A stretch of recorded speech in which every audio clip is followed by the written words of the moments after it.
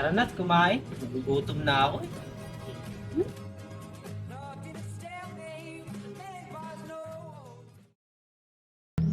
Okay, before tayo mag-start, mag-pray muna tayo. Teka lang, paano bang magdasal ng Diyos? Hindi lang, it's just talking to God. Kahit saan, kahit anong oras. Pero before tayo mag-start, mag-pray muna tayo. Okay? Lord, thank you sa pagkain namin. Sana po kami gabayan at narinig ko pa pala. Sana po magkasaya po kami ngayong araw na ito. Maraming salamat po.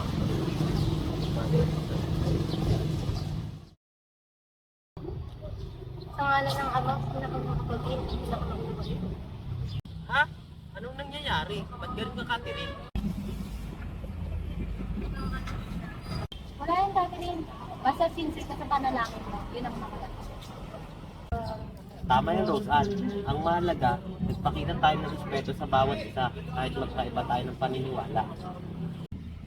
Nakakaganda din. Dahil sabi sa Biblia, love your neighbor as yourself. Ay, oo nga.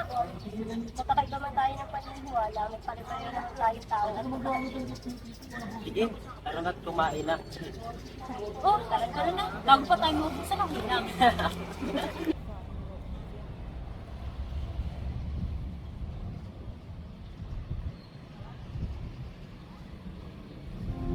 Sarap talaga sa pakiramdam na magkakaibigan tayo kahit magkaiba tayong paniniwala, no?